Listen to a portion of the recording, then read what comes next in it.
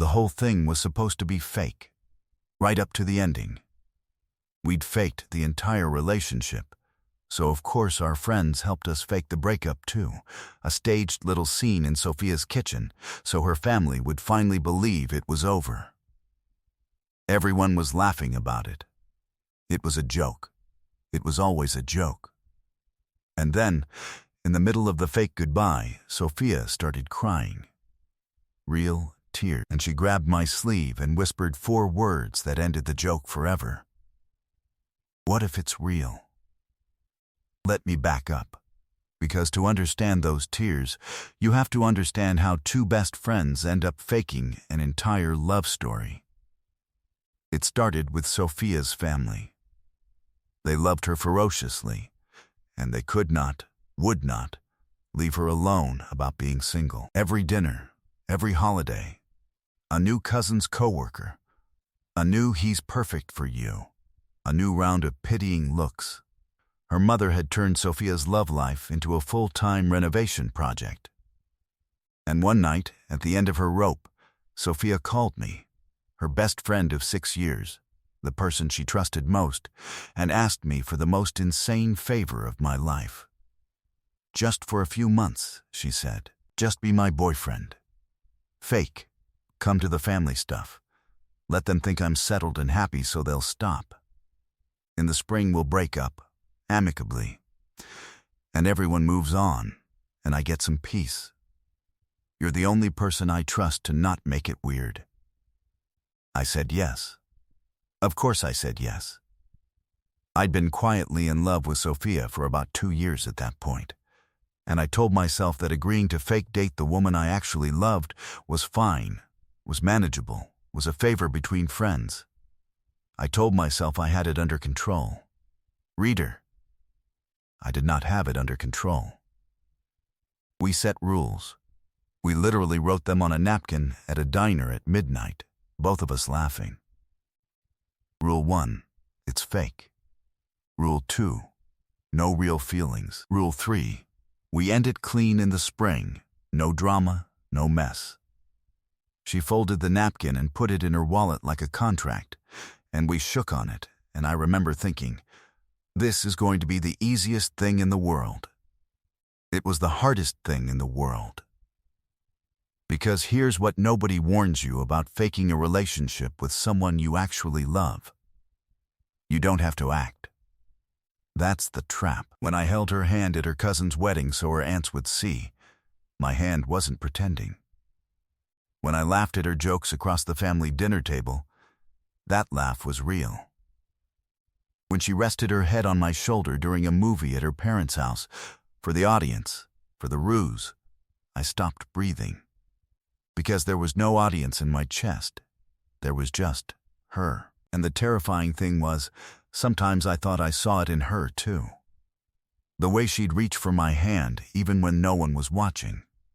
The way she kept doing the couple things in private, when the ruse didn't require it. The way she started leaving a toothbrush at my place so it looks convincing, even though nobody was inspecting my bathroom. But every time I let myself hope, I'd remember the napkin. Rule 2. No real feelings. She doesn't mean it. It's the role. She's just good at the role. And I'd swallow it back down, because I would rather have fake Sophia forever than lose the real one by breaking the rules. Spring came, the way spring does. The plan had always been to end it cleanly, and somewhere along the way our friends, who all knew it was fake, who'd found the whole arrangement hysterical from day one, appointed themselves the directors of the breakup. They thought it was the funniest thing in the world. They staged it. Wrote a little scene.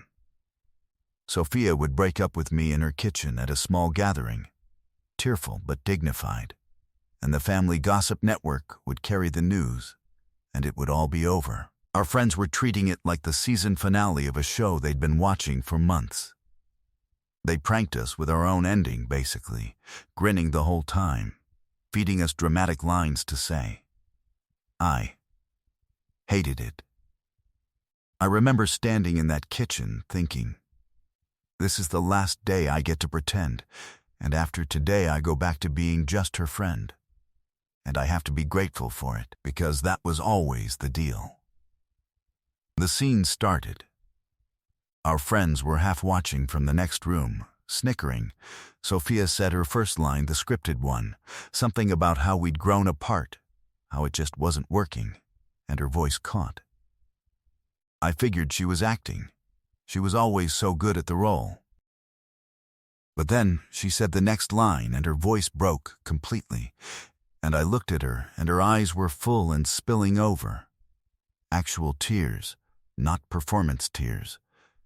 And the snickering in the next room went quiet, because everyone could suddenly tell something was wrong.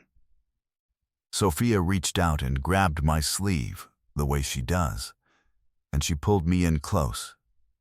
And she whispered so only I could hear it. What if it's real? I went completely still. What? What if it's real?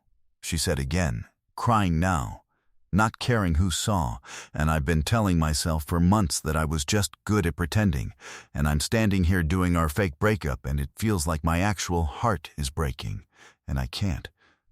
I don't want to say the next line. I don't want to break up with you. What if none of it was fake for me? What if it stopped being fake a long time ago, and I was too scared of the napkin to say so? The napkin. Rule 2. No real feelings. She'd been drowning behind the same rule I had. Both of us, for months, holding to a contract neither of us wanted, each certain the other one was only acting. I didn't say a line. There was no script for what came next.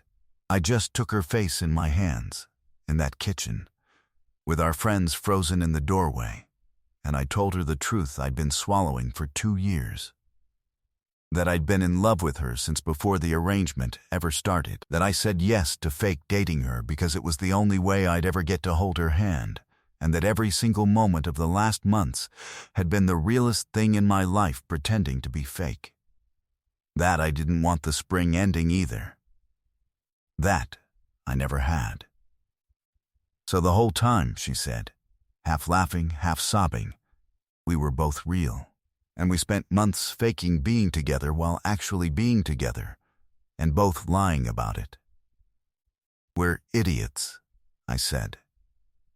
We're such idiots, she agreed, and she kissed me, and it was the first kiss in the entire history of our relationship that wasn't for anyone else's benefit, and our friends in the doorway started cheering, because their fake breakup prank had just turned into a real love confession right in front of them. She took the napkin out of her wallet later that night. 2 years of rules, folded soft at the creases.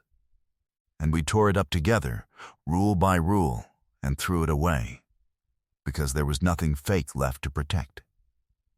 That was 3 years ago. Her family, by the way, was thrilled, and to this day none of them know that the boyfriend they were introduced to was originally a performance. As far as her mother is concerned, it was love at first sight. She's not entirely wrong. So here's what I keep coming back to. Sophia and I almost lost each other to a set of rules we wrote as a joke on a napkin. We were both in love, both certain the other one was only acting, both too afraid to break a contract that was making us miserable. It took a fake breakup, a literal prank, to force out a truth we'd each been hiding for months. Sometimes we build little rules to protect ourselves from being hurt, and the rules do their job so well that they keep out the very thing we wanted most. Sometimes it's not real, it's just the safest lie we tell ourselves. If you're pretending not to feel something to protect yourself, be careful. You might be so busy following the rule that you miss the person on the other side of it, breaking the exact same rule, waiting for you to be the brave one. Sophia cried first. Thank God she did. Because I'd have said the line, I'd have finished the fake breakup, and lost the realest thing I ever had to a script.